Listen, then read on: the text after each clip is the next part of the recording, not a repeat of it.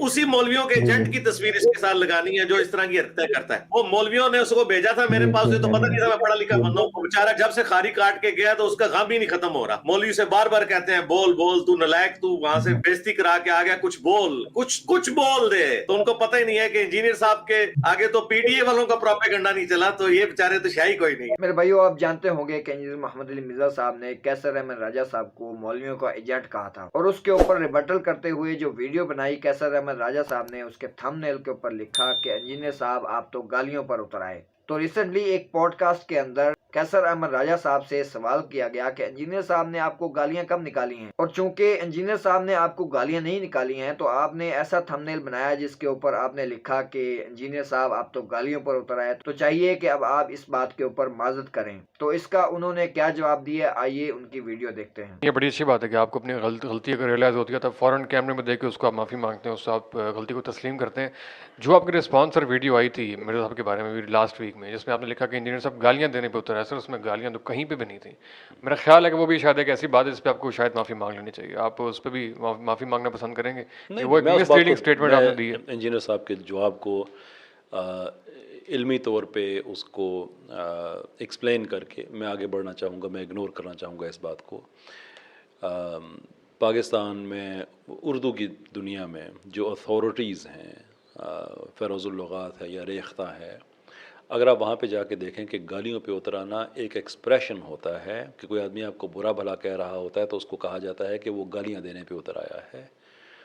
But it's not a point of contention. जिस मैं नहीं चाहता कि इंजीनियर साहब और मेरी ये जो एक कज़िया चल रहा है इसको इस हवाले से याद रखा जाए कि मैंने गालियाँ पे उतराना कहा और इंजीनियर साहब ने उसका क्या तर्जमा किया, क्योंकि हमारा इशू इससे बड़े लेवल का है। सर आप अपनी बारी फ़िरोज़ुल लुग़ात और वो सारा कुछ ले आए हैं, उसमें क्लैरिटी जो एक मैं ये नहीं कह एक रहा मैसेज ना, है लेकिन मैं ये नहीं कह रहा ना कि मैं इसकी तशरीह कर रहा हूँ। मैं ये नहीं कह रहा मेरी डेफिनेशन है, मैं ये कह रहा हूँ कि इसकी इस्टेब्लिश डेफिनेशन है।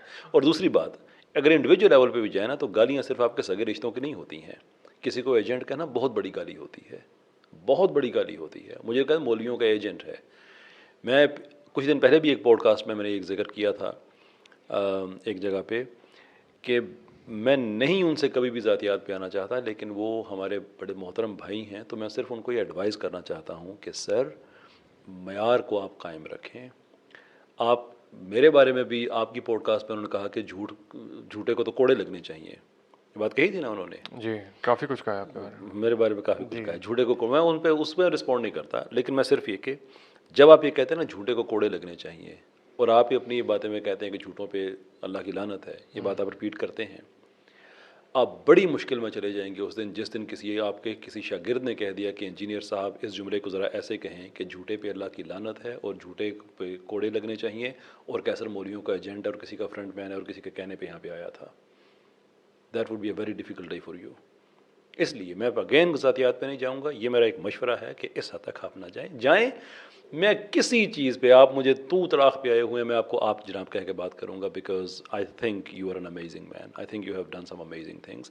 Not that I agree with everything, लेकिन इस दुनिया में, इस दौर में नौजवान बच्चों को फ़िल्मों, ड्रामों और इन तरह के मबाहिस से हटा के दीनी मबाहिस पे लेके आ जाना बज़ाते ख़ुद बड़ी अचीवमेंट है, and I respect you for that. और मैं वो लेवल मेंटेन रखना चाहूँगा। आप मेरे बारे में जो भी कहें, फाइन। मैं समझता हूँ कि मौलवियों का एजेंट कहना एक बहुत बड़ी बात है। ये अपनी जगह एक बहुत बड़ा इल्ज़ाम तो है, बगैर प्रूफ के उनको ये बात नहीं करनी चाहिए थी। खैर, मैं समझता हूँ कि इंजीनियर साहब कभी कभी लिमिट क्रॉस कर जाते हैं और जो उनको नहीं बोलना चाहिए किसी के लिए वो बोल जाते हैं। ये इल्म से हटकर एक ज़ातियात पर मबनी अप्रोच होती है जिससे इल्म वाले लोगों को अवॉइड करना चाहिए।